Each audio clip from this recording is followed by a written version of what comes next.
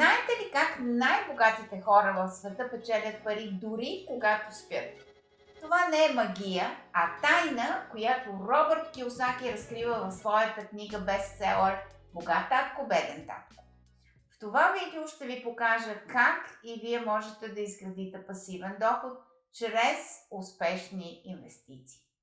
Ако искате да спрете да разчитате само на заплатата си и да започнете да изграждате истинско богатство, останете с мен до края на видеото, защото тази информация може да промени живота ви.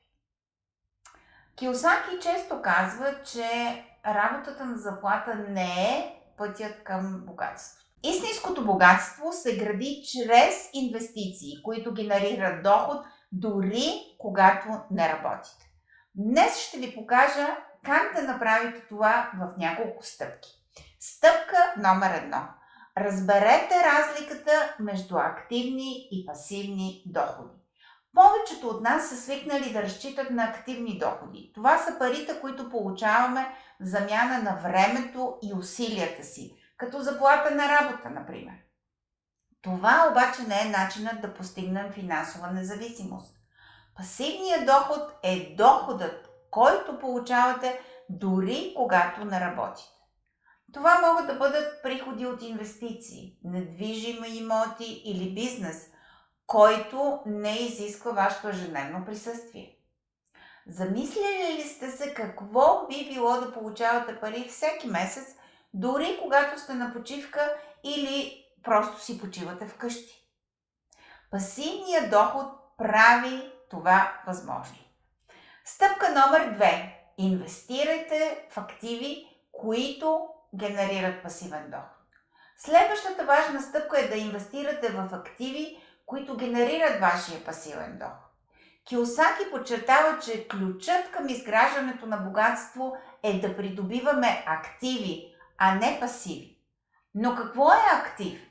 Активите, това е всичко, което ви носи пари. Например, недвижимите имоти са класически пример. Ако инвестирате в апартамент и го давате под наем, тогава наемателите плащат наема всеки месец, а вие получавате стабилен пасивен доход.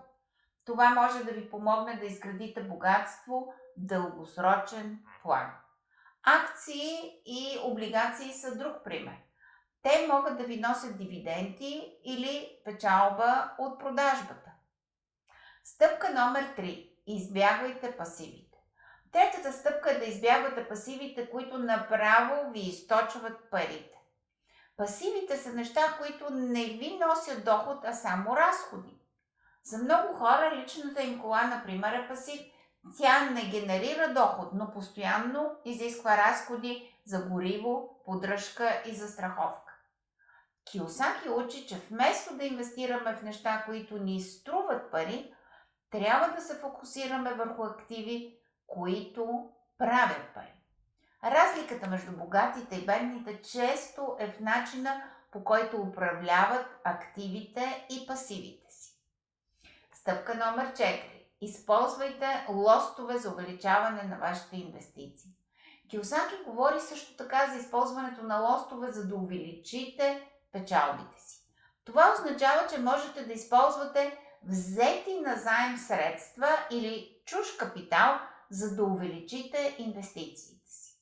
Например, ако купите имот с ипотека и наемателите плащат наема, вие използвате лоста на този кредит, за да генерирате доход.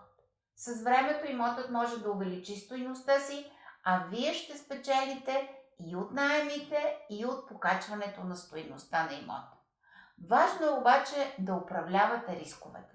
Не взимайте назаем повече, отколкото можете да си позволите. Успешните инвеститори използват лостовете умно и премерено. И стъпка номер 5. Финансово образование. Най-важната стъпка според Кийосаки е финансовото образование.